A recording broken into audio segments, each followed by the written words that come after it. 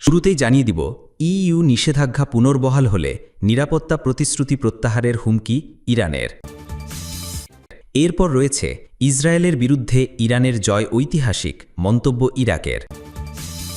EU নিষেধাজ্ঞা পুনর্বহাল হলে নিরাপত্তা প্রতিশ্রুতি প্রত্যাহারের হুমকি ইরানের। ইরানের পার্লামেন্টের জাতীয় নিরাপত্তা কমিশনের এক সদস্য বলেছেন, ইউরোপীয় দেশগুলো জাতিসংঘের মাধ্যমে আন্তর্জাতিক নিষেধাজ্ঞা পুনর্বহাল করলে তেহরান আঞ্চলিক নিরাপত্তা রক্ষার প্রতিশ্রুতি প্রত্যাহার করতে পারে। সোমবার ইরানের আধা সরকারি বার্না নিউজের বরাতে এই তথ্য জানানো হয়েছে। সোমবার ২১ জুলাই এক প্রতিবেদনে এ খবর দিয়েছে ইরান।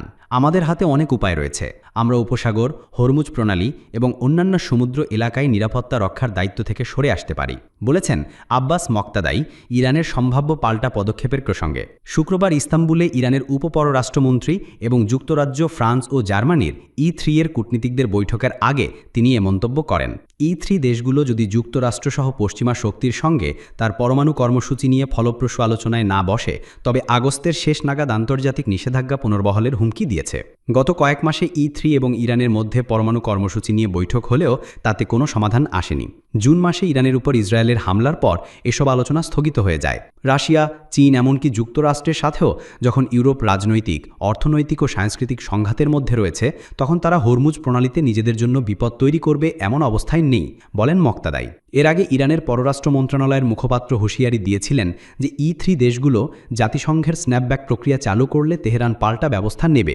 এই প্রক্রিয়ার মেয়াদ শেষ হবে 18 অক্টোবর। রবিবার জাতিসংঘ মহাসচিবকে পাঠানো চিঠিতে ইরানের পররাষ্ট্রমন্ত্রী আব্বাস আরাকচি বলেছেন, ইসরায়েল ও যুক্তরাষ্ট্রের ইরানের পরমাণু স্থাপনায় হামলার বিষয়ে অবস্থান নিয়ে E3 দেশগুলো 2015 সালের পরমাণু চুক্তির অংশীদার নয়, ফলে তারা স্ন্যাপব্যাক প্রক্রিয়া চালুর আইনি অধিকার হারিয়েছে। উল্লেখ্য, যুক্তরাষ্ট্র 2018 সালে এই চুক্তি থেকে বেরিয়ে গেলেও চীন, রাশিয়া ও E3 দেশগুলো এখনও এই চুক্তির অংশ, যার আওতায় ইরানের পরমাণু কর্মসূচির উপর বিধিনিষেধের বিনিময়ে নিষেধাজ্ঞা তুলে নেওয়া হয়েছিল। ইতোপূর্বে ইরান হরমুজ প্রণালীতে সামুদ্রিক চলাচল ব্যাহত করা বা ইউরোপমুখী মাদক পাচার রোধ না করার হুমকি দিয়ে তার পরমাণু কর্মসূচি নিয়ে পশ্চিমাদের চাপ মোকাবেলা করার কৌশল হিসেবে ব্যবহার করেছে।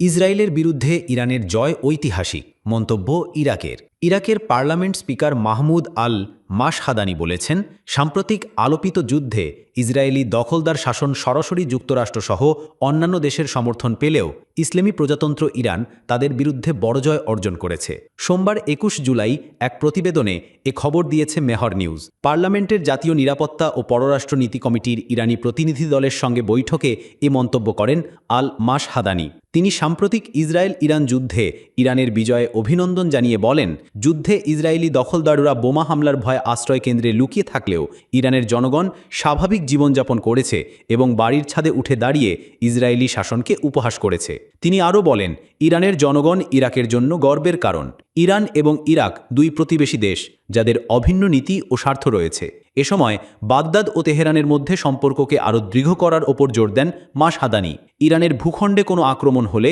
ইরাক পাশে থাকবে উল্লেখ করে তিনি বলেন, ইরাককে সন্ত্রাসী সংগঠন ISIL এর দখলদারিত্ব থেকে মুক্ত করতে ইরান যে ভূমিকা রেখেছে তার জন্য ইসলামী প্রজাতন্ত্র ইরানকে সম্মান করা হয়।